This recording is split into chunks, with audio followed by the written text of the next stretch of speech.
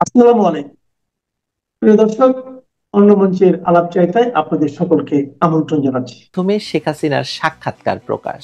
আওয়ামী লীগ সত্যি পৃথিবীর ময়দানে একটি বড় চাল দিয়ে দিয়েছে। শেখ হাসিনার এই ত্রিমুখী টেক্কা আওয়ামী লীগের আন্তর্জাতিক পাল্টা কৌশলের প্রমাণ। ডক্টর ইউনূস নিজেকে বরাবরই আন্তর্জাতিক রাজনীতির খেলোয়াড় ভাবতে ভালোবাসেন, কিন্তু শেখ হাসিনার এই ত্রিমুখী টেক্কা দেখিয়ে দিয়েছে যে আন্তর্জাতিক অঙ্গনে কে আসল খেলোয়াড়। ইউনূস এখন কেবল তার প্রতিক্রিয়া দেখাতে পারবেন এবং প্রতিক্রিয়া একটা তার ধরা পড়া অস্থিরতার মধ্যে সীমাবদ্ধ থাকবে। এমনকি তার প্রেস উইং বা তার প্রোপাগান্ডা সচিব স্থানীয় গণমাধ্যমকে ভয় দেখাচ্ছে, চিঠি পাঠাচ্ছে। বিডি নিউজ 24 গতকাল একটি নিউজ চেপেছিল যে আন্তর্জাতিক অপরাধ আদালতে গিয়েছে শেখ হাসিনার দল আওয়ামী লীগ, এবং এই খবর প্রকাশ করার পর তাদেরকে চাপ দিয়ে একটি প্রতিবাদ লিপি পাঠিয়েছে প্রেস উইং থেকে, এবং বিডি নিউজ 24 কে সেটি প্রকাশ করতে বাধ্য করা হয়েছে।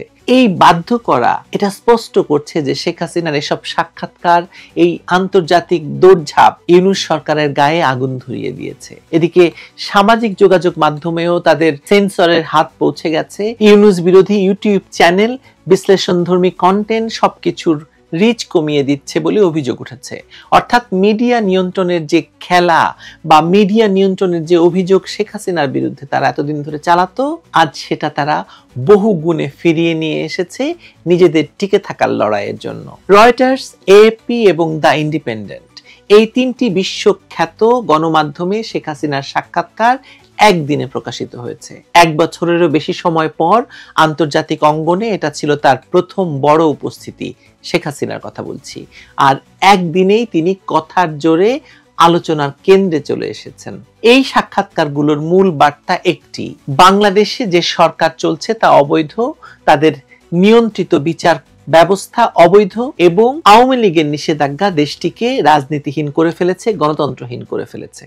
শেখ হাসিনা বলছেন আওয়ামী লীগকে বাইরে রেখে কোনো নির্বাচন হলে তা বৈধ হবে না, এমন নির্বাচনে কোটি কোটি মানুষ অংশগ্রহণ করবে না, ভোট দেবে না। রয়টার্সকে তিনি স্পষ্ট করে বলেছেন আওয়ামী লীগের উপর নিষেধাজ্ঞা শুধু অন্যায্যই নয় বরং আত্মঘাতী। আন্তর্জাতিক আদালতের বিচারের প্রসঙ্গেও তিনি বলেছেন এটা রাজনৈতিক উদ্দেশ্য প্রণোদিত নাটক, একটি ক্যাঙ্গারু কোর্টের বিচার। তিনি বলেন আমি হত্যার নির্দেশ দেইনি, আমার সাংবিধানিক দায়িত্ব পালন করেছি দেশকে সন্ত্রাসের হাত থেকে রক্ষা করার জন্য। এই ভাষাগুলো কূটনৈতিকভাবে যতটা পরিমিত, রাজনৈতিকভাবে তার চেয়ে আরো অনেক গভীর। তিনি সরাসরি বিশ্বকে বলছেন বাংলাদেশে যে সরকার চলছে সেটা গণতান্ত্রিক নয়, অবৈধ, এবং সেই সরকারের নেতৃত্বে থাকা মানুষটি প্রকৃত অপরাধী। অর্থাৎ ডক্টর ইউনূসকে তিনি অপরাধী বলছেন। সাক্ষাৎকার প্রকাশের দিনই সরকারের শীর্ষ পর্যায় থেকে প্রতিক্রিয়া আসা শুরু হয়েছে। প্রধান উপদেষ্টা বৈঠক করেছেন, বৈঠক করে বলেছেন নির্বাচন বানচালের জন্য বড় শক্তি কাজ করছে বা করবে। সবাই বুঝে নিয়েছে যে এই বড় শক্তি বলতে তিনি আসলে শেখ হাসিনাকেই বুঝিয়েছেন। আর তার প্রোপাগান্ডা সচিব তো আরো সরাসরি কথা বলেছেন। প্রোপাগান্ডা সচিব বলেছেন একবিংশ শতাব্দীতে শেখ হাসিনার চেয়ে বড় খুনি আর কেউ নেই। এই একটা মন্তব্যই প্রমাণ করছে যে কি পরিমাণ অস্থিরতা কাজ করছে তাদের ভেতর। তাদের বক্তব্যে এখন কোনো যুক্তি নেই, আছে ভয়, ভয় দেখানো মানুষকে এবং হুমকি দিয়ে কথা বলা।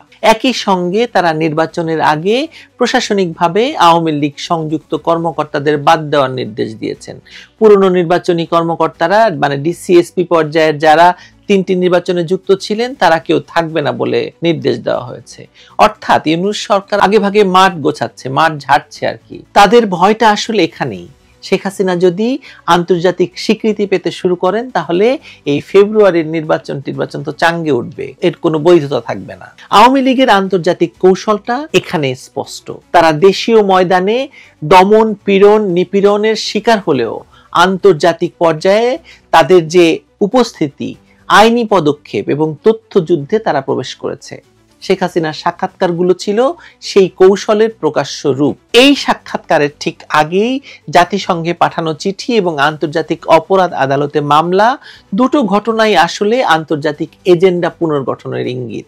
শেখ হাসিনা জানেন তার বিরুদ্ধে মামলা যতই রাজনৈতিক হোক, আন্তর্জাতিক গণমাধ্যমে যুক্তি তুলে ধরতে পারলে এই খেলার গতিপথ বদলে যাবে। রোম কনভেনশনের আওতায় ইউনূস সরকারের বিরুদ্ধে মানবাধিকার লঙ্ঘনের অভিযোগ দায়ের, এটাও এক ধরনের পথ, এটাও এক ধরনের উপায়। ইউনূস আন্তর্জাতিক পরিসরে যতটা পরিচিত, আওয়ামী লীগের এই যে প্রচার মেশিন ততটা পরিপক্ক। এখন সেটাই কাজে লাগানো হচ্ছে। 3টি সাক্ষাৎকার মিলিয়ে শেখ হাসিনা মূলত 6টি পয়েন্ট তুলে ধরেছেন। 1 নম্বর পয়েন্ট হচ্ছে ইউনূস সরকার অবৈধ এবং তার নিয়ন্ত্রিত বিচার ব্যবস্থা বৈধতা হারিয়েছে। 2 হচ্ছে জুলাই সহিংসতায় তিনি কোনো হত্যার নির্দেশ দেননি, নিরাপত্তা বাহিনী আত্মরক্ষায় গুলি চালিয়েছে অর্থাৎ এবং সেটা নিয়ম কানুন মেনেই। আইন শৃঙ্খলা রক্ষাকারী বাহিনী যখন আক্রান্ত হয় তখন তাদের নিয়ম আছে, তখন তারা রুলস এন্ড রেগুলেশন মেনেই তারা আত্মরক্ষায় গুলি চালাতে পারে। অর্থাৎ শেখ হাসিনা এই সাক্ষাৎকারেও আইন শৃঙ্খলা রক্ষাকারী বাহিনীকে দোষী সাব্যস্ত করেননি, তিনি বরং তাদের পাশে দাঁড়িয়েছেন। তাদের আত্মরক্ষায় গুলি চালানোর যে অধিকার আছে তিনি সেটি স্পষ্ট করেছেন। 3 নাম্বার হচ্ছে আওয়ামী লীগকে নিষিদ্ধ করে দেশ রাজনীতি শূন্য করে ফেলা হয়েছে, দেশ অগণতান্ত্রিক হয়ে গেছে, আওয়ামী লীগ ছাড়া কোনো নির্বাচন বৈধ নয়, এটা 4 নাম্বার। এবং 5 নাম্বারে তিনি বলেছেন তিনি দেশে ফিরতে চান, তবে নিরাপদ এবং বৈধ সরকার না আসা পর্যন্ত তিনি ফিরবেন না। আর 6 নাম্বারে তিনি বলেছেন আওয়ামী লীগ নেতৃত্ব পরিবার নির্ভর নয়, তার দল গণতান্ত্রিক ভাবেই টিকে থাকবে, কোনো ব্যক্তি বা পরিবারের উপর তার দলটি নির্ভরশীল নয়। দলটি এমন স্বয়ংসম্পূর্ণ, এমন শক্তিশালী একটি দল যে বাংলাদেশে গণতান্ত্রিক রাজনৈতিক দল বলতে আওয়ামী লীগকেই বোঝায়। এই 6টি পয়েন্টের ভেতর একটি নিরবচ্ছিন্ন বার্তা আছে, একটি স্পষ্ট বার্তা আছে, সেটি হচ্ছে তিনি এখনো বাংলাদেশে বৈধ নেতৃত্বের দাবিদার এবং তার রাজনৈতিক প্রত্যাবর্তন কেবল সময়ের ব্যাপার মাত্র। ডক্টর ইউনূস যতটা আন্তর্জাতিক মিডিয়া বান্ধব, শেখ হাসিনা ঠিক ততটাই রাজনৈতিকভাবে অভিজ্ঞ। গত 15 বছর শুধু নয়, তার পুরো রাজনৈতিক জীবনে তিনি রাজনীতি শুরুই করেছেন বিদেশে বসে, এবং এই পুরো রাজনৈতিক জীবনে তিনি আন্তর্জাতিক রাজনীতির খেলোয়াড়দের সঙ্গে খেলেছেন। এবং আপনি লক্ষ্য করে দেখবেন যে গত 15 বছরে শেখ হাসিনা যে পরাশক্তিগুলোর সঙ্গে ভারত, চায়না, রাশিয়া, আমেরিকা, ইউরোপীয় ইউনিয়ন সবাইকে তিনি এমন ভাবে ম্যানেজ করে রাজনীতি করেছেন যে বাংলাদেশকে তিনি অন্য রাজনৈতিক ময়দানে নিয়ে গিয়ে ফেলেছিলেন। ইউনূস একজন বক্তা, ইউনূস আন্তর্জাতিক সম্মেলনে বক্তৃতা দেন, কিন্তু শেখ হাসিনা আন্তর্জাতিক রাজনীতিতে অংশগ্রহণকারী, তিনি রাজনীতির পার্ট। একসময় ইউনূসের নোবেল ছিল তার বড় সম্পদ, এখন সেটা তার সবচেয়ে বড় দায় হয়ে দাঁড়িয়েছে, কারণ আং সান সুচির মতো তাকেও নৈতিক প্রশ্ন আক্রমণ করতে শুরু করেছে। যেভাবে সুচি রোহিঙ্গা নির্যাতনের পর আন্তর্জাতিক মহলে মর্যাদা হারিয়েছিলেন, ইউনূসও আজ সেই পথে হাঁটছেন। শেখ হাসিনার সাক্ষাৎকারের পর আন্তর্জাতিক মহলে তার নৈতিক অবস্থান আরো নড়বড়ে হয়ে গেছে। শেখ হাসিনা বাংলাদেশের রাজনীতিতে অনেক বেশি প্রাসঙ্গিক, অনেক বেশি ধারাবাহিক। তাকে অনেকে হয়তো বলেন মুখরা, তিনি রাজনৈতিক শিষ্টাচার মানেন না, তিনি পটপট করে কথা বলেন, কিন্তু এই কথা বলা কঠিন যে তিনি নির্বিচারে হত্যার নির্দেশ দিয়েছেন, এটি কোনো বিশ্লেষক মানতে চান না। এই কারণে মানতে চান না কারণ বিগত 15 বছরে তিনি কর্তৃত্ববাদী হয়েছিলেন বটে, কিন্তু তার শাসনকালে তিনি বিরোধীদের বিরুদ্ধে যেসব ব্যবস্থা নিয়েছেন তার সবগুলো আইনানুগ ছিল। যুদ্ধাপরাধের বিচারের কথা বলুন বা খালেদা জিয়ার মামলার কথা বলুন, যুদ্ধাপরাধের বিচার তিনি নিয়ে এসেছিলেন তাদের এজেন্ডায়, দলীয় ম্যানিফেস্টোতে, এবং মানুষের ম্যান্ডেট নিয়ে এসে তিনি যুদ্ধাপরাধের বিচার করেছেন। খালেদা জিয়ার বিচার হয়েছে নিয়মিত আদালতে। সবচেয়ে তাৎপর্যপূর্ণ হলো 1975 সালের 15 আগস্ট বঙ্গবন্ধু সহ তার সপরিবারে যে হত্যাকাণ্ডের ঘটনা ঘটেছে সেই বিচারটি তিনি করেছেন বিচারিক আদালতের মাধ্যমে, কোনো বিশেষ ট্রাইব্যুনাল গঠন না করেই। এইভাবে 21শে আগস্টের গ্রেনেড হামলার বিচারও হয়েছে বিচারিক কাঠামোয়। এতগুলো দৃষ্টান্ত প্রমাণ করে যে শেখ হাসিনা তার রাজনৈতিক প্রতিপক্ষের প্রতি প্রতিশোধ পরায়ণ ছিলেন না, বরং বিচার প্রক্রিয়ার প্রতি আস্থাশীল ছিলেন। তার সরকার যত কঠোরই হোক না কেন আইন বহির্ভূত হত্যার অনুমোদন তিনি দেননি। জুলাইয়ের সন্ত্রাস এবং অভ্যুত্থানের পর থেকে বাংলাদেশে আওয়ামী লীগের কার্যক্রম নিষিদ্ধ, আওয়ামী লীগের নেতাকর্মীরা হত্যাকাণ্ডের শিকার। প্রিয় বন্ধুরা, প্রীতি, সালাম এবং শুভেচ্ছা নেবেন। কাল অনেকগুলো ঘটনা ঘটেছে, সবগুলো আমি সকালে বলতে পারিনি, আজকে বলবো। গতকাল আপনারা ইতিমধ্যেই জানেন যে উপদেষ্টা পরিষদের একটা মিটিং হয়েছে যমুনায়। সেই মিটিং শেষে উপদেষ্টা আসিফ নজরুল সংবাদ সম্মেলন করেছেন এবং সেখানে এই বর্তমানে যে বিএনপি, এনসিপি, জামাত, এই রাজনৈতিক দলগুলোর মধ্যে যে অনৈক্য দেখা দিয়েছে গণভোট এবং জাতীয় সনদে, জুলাই সনদ প্রশ্নে, সেটি নিয়ে এই অনৈক্যে তাকে কিছুটা উদ্বিগ্ন মনে হয়েছে কিন্তু আমরা যারা নিরীহ দর্শক আমরা বলছি যে আমরা সবকিছু সন্দেহের চোখে দেখছি। কিন্তু খুব ইন্টারেস্টিং হলো গতকাল সন্ধ্যা 7টায় যমুনায় প্রধান উপদেষ্টা এবং সেখানে আলী রিয়াজ ছিলেন, এই ঐকমত্য কমিশনের সহসভাপতি বা ভাইস চেয়ারম্যান। কয়েকজন উপদেষ্টা ছিলেন, তার মধ্যে ডক্টর খলিলুর রহমান ছিলেন আর প্রধান উপদেষ্টা ছিলেন। সেখানে আলোচনা হয়েছে এবং বিএনপির পক্ষ থেকে ছিলেন মির্জা ফখরুল আলমগীর, আমির খসরু এবং সালাউদ্দিন আহমেদ।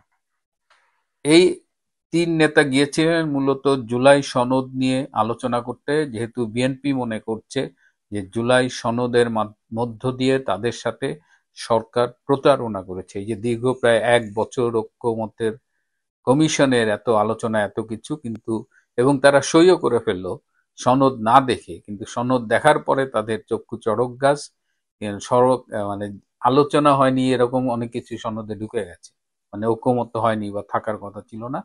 যাই হোক, বিএনপি যখন এই বিষয়গুলো বলছিল, আলী রিয়াজ তো আসলে এগুলো করেননি, সংবিধানের সও জানেন না, তিনি হয়েছেন সংবিধান সংস্কার কমিটির চেয়ারম্যান, ঐকমত্য পরিষদের ভাইস চেয়ারম্যান।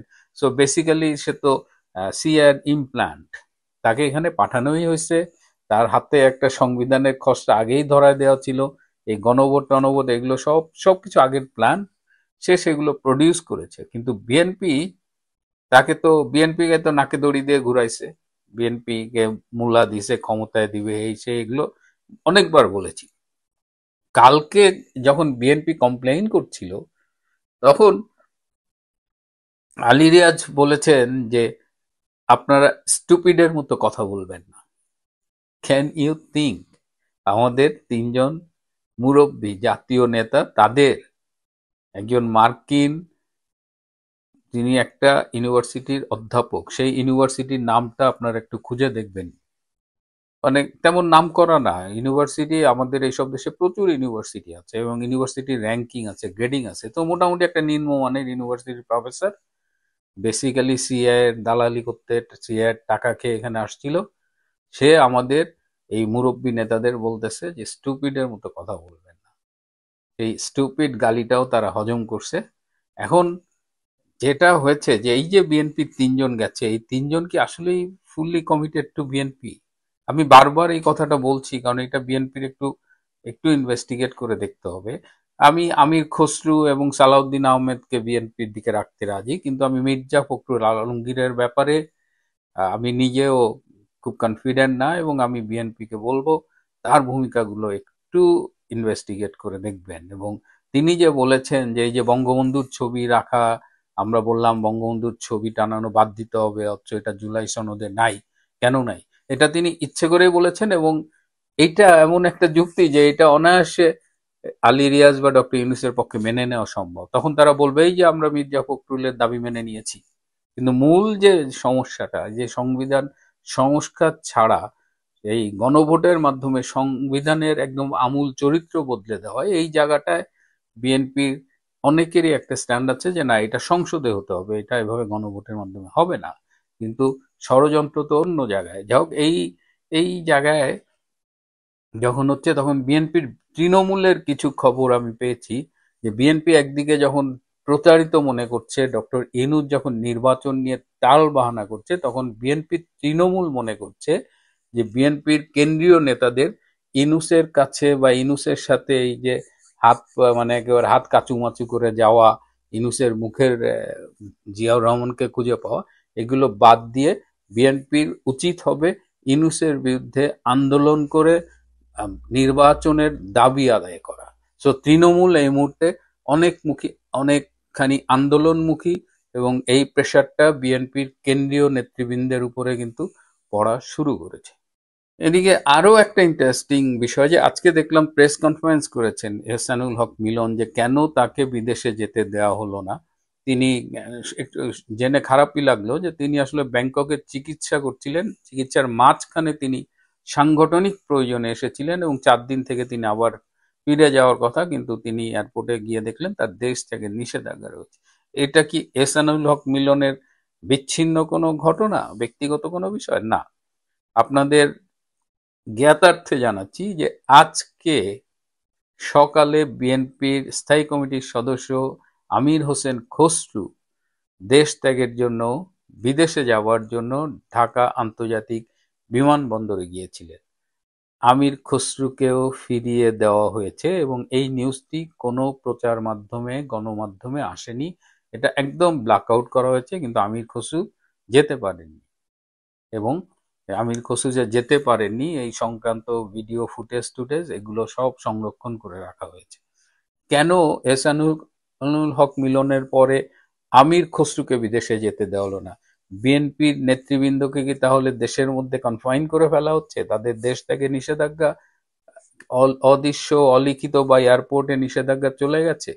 এই জায়গাগুলো আমাদের একটু জানতে হবে। এবং বিএনপির নেতৃবৃন্দের দেশ ত্যাগ নিয়ে যদি এরকম ঘটনা হয়, তাহলে লন্ডন থেকে তারেক রহমানের দেশে আসা নিয়ে কি হতে পারে সেটা নিয়ে আবার একটা অনিশ্চয়তা তৈরি হয়েছে।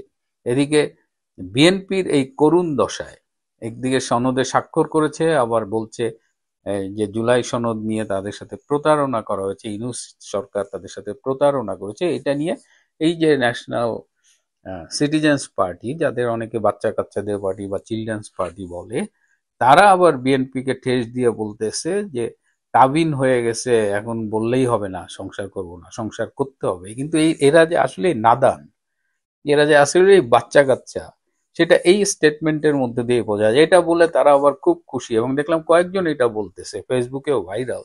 কিন্তু এই নাদান বাচ্চারা জানে না যে কাবিন তো কাবিন, বিয়ে করে ঘর সংসার করেও সেই সম্পর্ক থেকে বেরিয়ে আসা যায়। বিবাহ বিচ্ছেদ, ডিভোর্স, এগুলো এগুলো খুব কমন বিষয়, কিন্তু যেহেতু এরা জীবনে একদম নতুন, এই সামান্য বিষয় জানে না। সো বিএনপি কোথায় সই করছে, ওই সই যে মহাভারত না, হ্যাঁ, ওই সই না ভুলে গেলে মহাভারত উল্টে যাবে, এসব কোনো বিষয় না।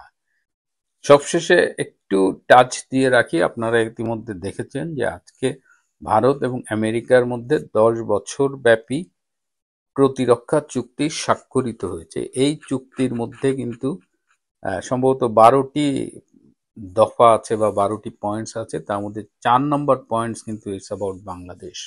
এই চুক্তি সম্পর্কে বিস্তারিত জানলে আপনাদের সাথে কথা বলবো, কিন্তু আমি বারবার বলার চেষ্টা করেছি যে বাংলাদেশের বাইরেও বাংলাদেশকে কেন্দ্র করে আন্তর্জাতিক অঙ্গনে বেশ কিছু হিসেব নিকেশ হচ্ছে। এবং এই যে ভারতের সাথে আমেরিকার প্রতিরক্ষা চুক্তি, ভারতের বাণিজ্য মন্ত্রী এই মুহূর্তে আমেরিকায়, ভারতের সাথে আমেরিকার বাণিজ্য চুক্তি, ট্যারিফ, এই বিষয়গুলো নিয়েও খুব তাড়াতাড়ি, সম্ভবত আগামীকাল বা এরকম এমনও হতে পারে, বা খুব তাড়াতাড়ি তাদের বাণিজ্য চুক্তিটাও এবং ট্যারিফের বিষয়টাও সলভ হয়ে যাবে। এবং ভারত আমেরিকার অবস্থানটা ক্লিয়ার হওয়ার পরে বাংলাদেশের, আমাদের এই বাংলাদেশের আভ্যন্তরীণ রাজনীতিতে তো বিদেশি কিছু হস্তক্ষেপ কাজ করছে, সেটা নতুন শেপ নেবে। আমি বলছি ডক্টর ইউনূস এই যে মার্কিন পুতুল বা মার্কিন দালাল বিনা শর্তে বাংলাদেশকে তুলে দিচ্ছে, কিন্তু এরপরেও কেন জানি আমেরিকা ডক্টর ইউনূসের উপরে হ্যাপি না, তারা ইউনূসের বিকল্প খুঁজছে। এই বিষয়গুলো নিয়ে আমি পরে কথা বলবো। আপাতত বিএনপিকে নিয়ে যে কথাগুলো বললাম আপনারা খেয়াল রাখবেন। বিএনপি মাইনকার চিপায় পড়ছে, বিএনপি তৃণমূল আন্দোলনমুখী হচ্ছে, বিএনপির কেন্দ্রীয় নেতৃবৃন্দ দুই ভাগে বিভক্ত, এক ভাগ বিএনপির স্বার্থে বিএনপির রাজনীতি করে, আর এক ভাগ ডক্টর ইউনূসের দালালি করছে। এবং কারা করছে ডক্টর ইউনূসের দালালি, এইটা আপনারা খেয়াল রাখবেন। তারা ইতিমধ্যেই কিন্তু তাদের কথাবার্তায় সেটা প্রমাণও দিয়ে দিয়েছে। আপনারা ইতিমধ্যে অনেকেই হয়তো জেনেছেন যে ভারত এবং আমেরিকার মধ্যে মালয়েশিয়ার রাজধানী কুয়ালালামপুরে গতকাল একটি প্রতিরক্ষা সহযোগিতা চুক্তি স্বাক্ষরিত হয়েছে। এই চুক্তিটি এমন একটি সময়ে স্বাক্ষরিত হলো যখন বাংলাদেশ একটি যুদ্ধাবস্থার মুখে রয়েছে, যখন বাংলাদেশে প্রতিনিয়ত পাকিস্তানের সেনাবাহিনীর ঊর্ধ্বতন অফিসাররা এসে ধর্ণা দিচ্ছে, যখন বাংলাদেশকে নিয়ে বিশ্বমোড়ল আমেরিকা একটি নতুন প্ল্যান করেছে, যখন বাংলাদেশকে 1971 সালের পরাজিত শক্তিরা, মৌলবাদী শক্তিরা যখন বাংলাদেশকে গ্রাস করার চেষ্টা করছে।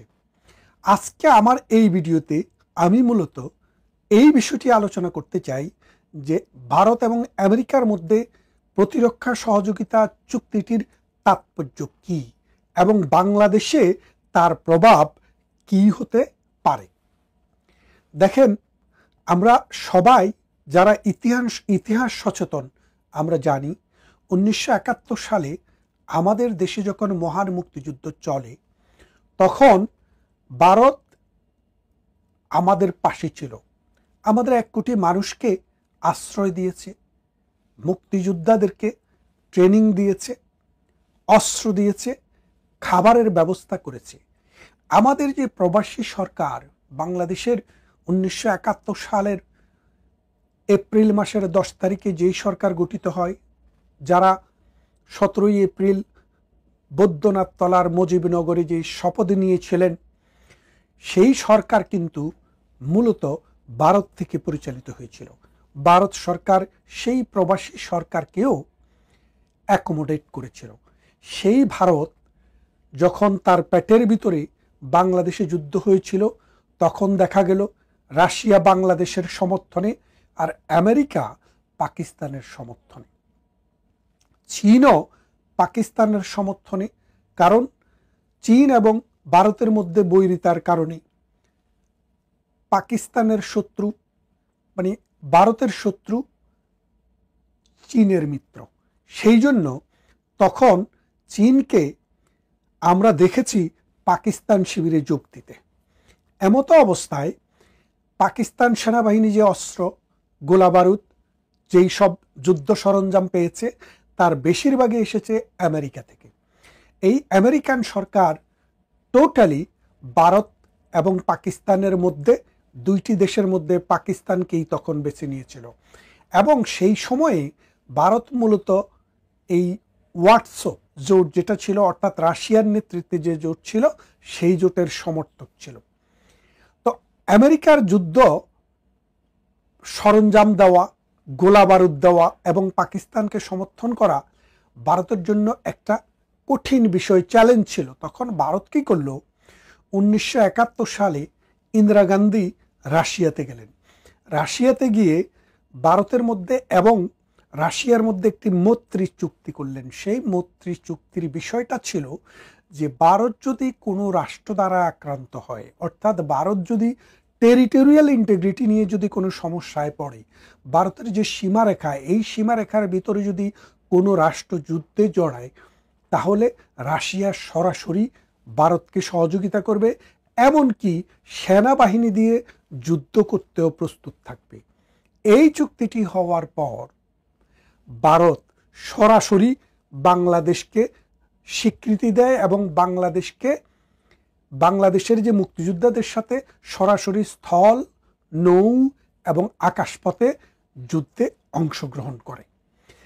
ভারত যখন যুদ্ধে অংশগ্রহণ করছিল, এরই আগে আমেরিকা কিন্তু তার 7 নৌবহর বঙ্গোপসাগরে এসে নোঙ্গর করে পাকিস্তানি সেনাবাহিনীকে সহযোগিতা করার জন্য পাঠিয়েছিল। সেটি যখন আরব সাগরে আসে তখন ভারত এবং রাশিয়ার মধ্যে চুক্তিটি সম্পন্ন হয়।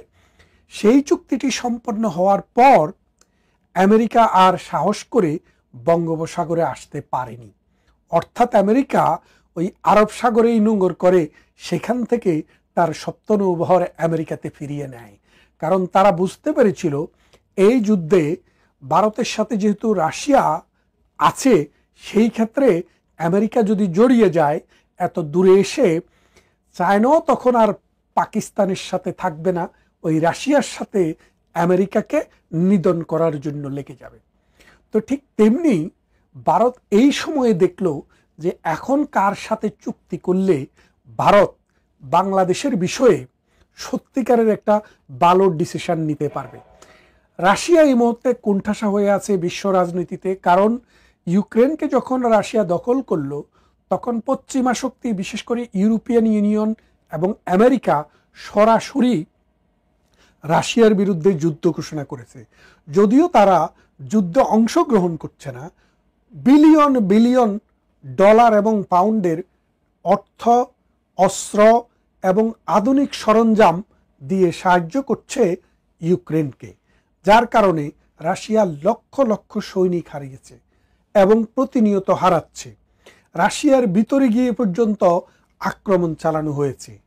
এমতো অবস্থায় রাশিয়ার সাথে চুক্তি করে কোনো রকমের ফায়দা পাওয়া যাবে বলে ভারত মনে করেনি, এবং এর ফলে যেটা হয়েছে, ভারত চিন্তা করেছে মানে তাদেরকেই ধরতে হবে যাদের মাধ্যমে পুরো বিশ্ব এখন ডিস্টাবিলাইজ হচ্ছে।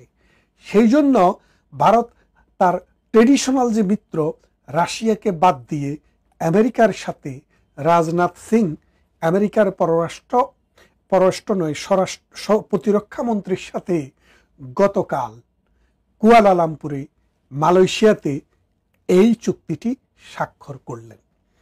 এই চুক্তির মূল কথা হচ্ছে ভারত তার প্রতিরক্ষা বিষয়ে তার কোনো অস্ত্রশস্ত্র যদি দরকার হয়, তার যদি বুদ্ধির দরকার হয়, তার যদি প্রযুক্তির দরকার হয়, তাহলে ভারতের সাথে আমেরিকা কোঅপারেট করবে। অন্যদিকে আমেরিকা কি চায়? আমেরিকা তো মধ্যপ্রাচ্যটা দখল করে রেখেছে, দক্ষিণ পূর্ব এশিয়াটাও দখল করতে চায়। এখন ভারতের কথা হচ্ছে তুমি মধ্যপ্রাচ্য নিয়ে থাকো, তুমি ইউরোপ নিয়ে থাকো, আফ্রিকা নিয়ে থাকো, তুমি আমার এই দক্ষিণ পূর্ব এশিয়াতে বিশেষ করে আমার বে অফ বেঙ্গলে হাত বাড়িও না। আমি তোমাকে মধ্যপ্রাচ্যে তোমার কোনো যুদ্ধ হলে আমি সহযোগিতা করব, দূর প্রাচ্যে তোমার কোনো যুদ্ধ হলে আমরা সহযোগিতা করব, এবং আমরা তোমাদের সাথে প্রতিরক্ষা কোঅপারেশন করব। এখন আমেরিকা কি দেখলো? আমেরিকা দেখলো যে আমেরিকার ট্রেডিশনাল বন্ধু ছিল এখানে পাকিস্তান। আপনারা জানেন যে প্রতি বছর পাকিস্তানকে আমেরিকা কোটি কোটি টাকা সহযোগিতা করত, প্রতিরক্ষা সহযোগিতা, অর্থনৈতিক সহযোগিতা এবং বিনিয়োগ সহযোগিতা আমেরিকা করত, যার বিনিময়ে তারা আফগানিস্তানটাকে দখল করার ক্ষেত্রে এই পাকিস্তানের সহযোগিতা পেয়েছিল। পরবর্তীতে প্রমাণিত হলো যেই তালেবানের বিরুদ্ধে যুদ্ধ আমেরিকা করছে, ইউরোপ করছে, ব্রিটেন করছে, সেই তালেবানের বিরুদ্ধে যে যুদ্ধ ঘোষণা তারা করেছিল, সেই তালেবানকে পাকিস্তান নিজের ঘরে ট্রেনিং দিচ্ছে, অস্ত্র দিচ্ছে এবং খাইয়ে পরিয়ে ব্রিটিশ আমেরিকার বিরুদ্ধে যুদ্ধ করার জন্য তৈরি করেছে। তারপর আমেরিকা এবং আমেরিকা এবং পাকিস্তানের সম্পর্কটি টোটালি দোষে যায়। দোষে যাওয়ার পর যখন লাদেন ইস্যু আসে, এই ওসামা বিন লাদেনকে আমেরিকা খুঁজছে বহুদিন থেকে, এবং পাকিস্তান লাদেনকে কোনো রকমের স্পেস দিবে না, জায়গা দিবে না, এবং লাদেনকে খুঁজে পেতে সহযোগিতা করবে। এই সত্ত্বে আমেরিকার কাছ থেকে বিলিয়ন বিলিয়ন টাকা নিয়েছে। নেওয়ার পর লাদেনকে আমেরিকা আবিষ্কার করলো কোথায় গিয়ে? ওই পাকিস্তানের সেনাবাহিনীর যে সেনা সদর, সেখান থেকে কাছেই অ্যাবোটাবাদে একটি গৃহে, এবং সেখানে আমেরিকান বাহিনী লাদেনকে ধরে হত্যা করলো। তাহলে আপনি ব্যাপারটা বোঝেন যে আমেরিকার কাছ থেকে টাকা নিচ্ছে লাদেনকে ধরার জন্য, আমেরিকার কাছ থেকে টাকা নিয়েছে যে তালেবানকে শেষ করার জন্য, আর ভেতরে ভেতরে তালেবানকে অস্ত্র দিচ্ছে এবং সহযোগিতা করছে। অর্থাৎ আমেরিকার যে পাকিস্তানের যে ডবল স্ট্যান্ডার্ড, সেটা আমেরিকা বুঝতে পেরেছে। তারা যে মুনাফেক সেটা তারা বুঝতে পেরেছে। বুঝতে পেরে তারা আমেরিকা আস্তে আস্তে পাকিস্তানকে ব্যাকিং দেওয়া, অর্থ দেওয়া সেটা বন্ধ করে দিয়েছে। যখনই পাকিস্তানকে আমেরিকা টাকা দেওয়া বন্ধ করলো, তখন এই পাকিস্তানের রিজার্ভের পরিমাণ হয়ে গেল 0। তারপর তারা দুবাই এবং সৌদি আরব থেকে $6 বিলিয়ন লোন করে তাদের ফরেন কারেন্সির রিজার্ভটা 6 বিলিয়নের রেখেছে। তার মানেটা কি? যে পাকিস্তানের সাথে পরীক্ষিতভাবে যে একটা রাজাকার শক্তি, পাকিস্তান যে পরীক্ষিতভাবে একটা মুনাফেক শক্তি, সেটা আমেরিকা দেখেছে। দেখার পর আস্তে আস্তে আমেরিকা শিফট করে ভারতের দিকে চলে গেছে। কেন চলে গেল? কারণ চায়না হচ্ছে আমেরিকার ভবিষ্যৎ কম্পিটিটর, আর চায়নার সাথে তো রাশিয়ার রয়েছেই, নর্থ কোরিয়ার রয়েছেই।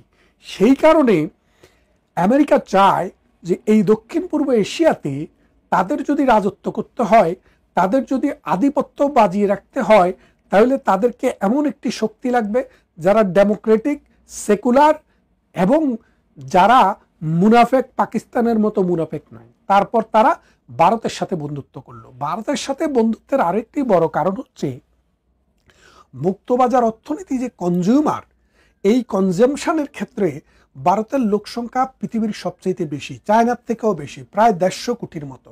এই 150 কোটি জনসংখ্যার মধ্যে 30 থেকে 35 কোটি জনগণ হচ্ছে ধনী।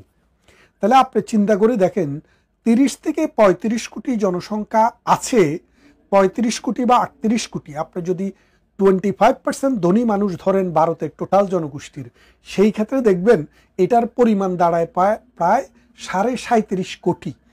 পৃথিবীতে একমাত্র চায়নাকে বাদ দিলে আর কোনো দেশে 37.5 কোটি বা 35 কোটি জনসংখ্যা নেই। ইভেন আমেরিকা তো এই পরিমাণ জনসংখ্যা নেই। অর্থাৎ আমেরিকার টোটাল জনসংখ্যার সমান মানুষ ভারতের ধনী। তাহলে এখন আমেরিকার যে বড় বড় কোম্পানি, যারা মনে করেন যে পারফিউম তৈরি করে, যারা অস্ত্র তৈরি করে, যারা খাবারের দ্রব্য তৈরি করে, প্রাণী উৎপাদন করে, এই উৎপাদনকারী যারা কিনবে, তাদের মধ্যে ভারতের চাইতে বেশি কিনতে পারে এমন কোনো দেশ পৃথিবীতে নেই। চায়নাকে সেই বিশ্বাস তারা করতে পারে না, কারণ আমেরিকা যেটাই বানায় চায়না সেটাকে আমাদের জিঞ্জিরা কোম্পানির মতো নকল করে তাদের মার্কেটে বানায়। সেই জন্য চায়নার সাথে সেই বন্ধুত্বটি, সেই মার্কেটটি কখনো আমেরিকা পাবে না। এমতো অবস্থায় আমেরিকার পক্ষে ভারতকে না বলা, ভারতের সাথে সম্পর্ক খারাপ করা কোনো রকমেই সম্ভব নয়। কারণ একদিকে পৃথিবীর সবচেয়ে বড় বাজার হচ্ছে ভারত, দ্বিতীয় দিকে গণতান্ত্রিক দেশ, চায়নার শত্রু, সুতরাং পাকিস্তানেরও শত্রু, এদেরকেই আমেরিকা চায়। সেই জন্য শেষ পর্যন্ত বাংলাদেশের বিষয়টি ভারতের হাতে ছেড়ে দিয়েও ভারতের সাথে চুক্তি করার জন্য আমেরিকা রাজি হলো। এই চুক্তির ফলে বাংলাদেশে কি হতে পারে? বাংলাদেশে যেটা হতে পারে যে এখন আমেরিকা ডক্টর ইউনূস সরকারের প্রতি যে সমর্থন আছে, ডিপ স্টেট, আমেরিকার ডিপ স্টেট বাংলাদেশে যে সহযোগিতা দিয়েছে, সেটি এখন ভারতের হাতে চলে যাবে। অর্থাৎ ভারত যেভাবে চায়, ভারত যেভাবে বলে, সেইভাবেই আমেরিকা সহযোগিতা করতে বাধ্য হবে। কারণ ওই চুক্তির মূল কথাই হচ্ছে ভারতের প্রতিরক্ষা, অর্থাৎ ভারতের প্রতিরক্ষা বিঘ্নিত হয় এমন কোনো বিষয়ে আমেরিকা কখনো সহযোগিতা করবে না। তাহলে ভারত মনে করে যে বাংলাদেশে যদি মৌলবাদী শক্তির উত্থান হয়, বাংলাদেশে যদি 71-এর পাকিস্তানপন্থী শক্তির উত্থান হয়, বাংলাদেশের যদি জঙ্গি শক্তির উত্থান হয়, তাহলে ভারতের সিকিউরিটির জন্য থ্রেট। সেই জন্যই ভারত আমেরিকার সাথে এই চুক্তিটি করেছে। যেমনটা আমি আমার বক্তৃতায় বলছিলাম যে 1971 সালে রাশিয়ার সাথে করেছিল, তখন রাশিয়াকে দরকার ছিল, এখন আমেরিকাকে দরকার। এই জন্য এই চুক্তিটি আমেরিকার সাথে হয়েছে। আমেরিকার সাথে এই চুক্তির ফলে বাংলাদেশের বিভিন্ন রাজনৈতিক শক্তি যেইভাবে যুদ্ধাপরাধের বিচার করছে, যেইভাবে বাংলাদেশকে আফগানিস্তান বানানোর জন্য ইসকনের বিরুদ্ধে কথাবার্তা বলছে। আপনারা দেখেন সাম্প্রতিক সময়ে গাজীপুরের এক মৌলানা, তিনি বললেন কি, তাকে ইসকন অপহরণ করে নিয়ে গেছে, নিয়ে তার জামা কাপড় খুলে তাকে নাপাক করেছে। তার ছেলে জিজ্ঞাসা করলো নাপাক বলতে কি বোঝান, তখন তার ছেলে এটাকে ইন্টারপ্রিট করলো যে তাকে বলৎকার করেছে। এই কথা বলার পর তার ছেলে ঘোষণা দিল 100 ইসকনকে তিনি হত্যা করবেন নিজের হাতে। তাহলে দেখেন বাংলাদেশে মৌলবাদী শক্তির এই উত্থানে এখন কি করা যায়। এই যে এরপরে দুদিন পরে বাংলাদেশের যে প্রতিরক্ষা বাহিনী তারা নড়ে চড়ে বসলো, তারা বসে তারা ক্যামেরাগুলা অন করে দেখলো যে এই লোক নিজেই একটি ট্যাক্সি ভাড়া করে চলে যায়, সেখানে গিয়ে নীলফামারীর দিকে গিয়ে তিনি ওখানে নিজেই একটি শিকল পরে কাপড় চোপড় খুলে নিজেকে অপহরণ বলে সাজান, এবং যখন ধরা পড়েন তখন তিনি সংবাদপত্রকে, আপনাদেরকে আমাদেরকে কি বললেন, যে তার মধ্যে শয়তান বর করছিল। আরে ভাই, শয়তান বর করবে কেন? সে তো নিজেই একটা শয়তান, সে তো নিজেই একটা আজাজিল। এই আজাজিল বাংলাদেশে মৌলবাদী শক্তিকে আশকারা দেওয়ার জন্য, মৌলবাদী শক্তিকে ইন্ধন দেওয়ার জন্য এই কর্মকাণ্ড করেছে। আশা করি ভারত এবং আমেরিকার মধ্যে যে চুক্তিটি স্বাক্ষর হয়েছে, এই চুক্তির ফলে ভারত এবং আমেরিকার সহযোগিতায় বাংলাদেশে এই মৌলবাদী শক্তির কবর হবে এবং আমরা দেখব